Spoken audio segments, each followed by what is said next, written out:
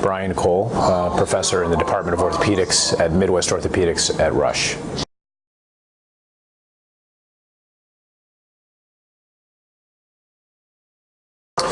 You know, that to me has been probably one of the most fascinating aspects of being a team physician. I've been blessed to have the privilege of being head team physician for the Bulls for 10 years now, and one of the co-physicians for the Chicago White Sox for maybe 11 years. I could be off by a year or so, but that's about right. And it really starts with working with a good organization, and if you have a good organization behind you that lets you do your work, then you can boil it down to a physician-patient relationship, and that's really what it's all about. Obviously, there's tremendous external pressure. It comes from the media, it comes from agents, it comes from the players' families, it comes from the public. There's entities that play a significant role in terms of external forces that you wouldn't have with a typical patient who comes in the office, but that doesn't mean that the relationship changes. So I always say that this is a fiduciary relationship. It's based on trust and competence and ethics, and that's no different than any relationship I have with a patient who walks in my office every single day. So it's really quite simple. The challenges are on the prevention side, understanding how to prevent injury, because that plays a huge role when you're managing players. How do you manage minutes? How do you decide when to return a player back to play with an injury?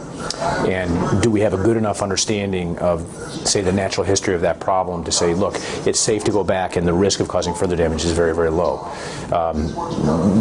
It's much more than it's not a gamble. You try to minimize the gamble effect, and it's much more than an educated guess, but you may not always be right, and we have to be willing to accept a level of risk in this population that we may not be willing to accept in a private patient or a non-competitive athlete, mainly because they don't have the same forces. It's not their career, it's not their economic livelihood, it's not their tenure.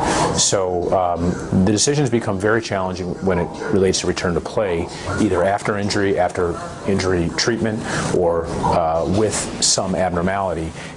Really getting a refined understanding of what the natural history of that problem is probably one of the most, to me, one of the most fascinating aspects of managing these people. The other really significant challenge that we face as team physicians is how to deal with the media.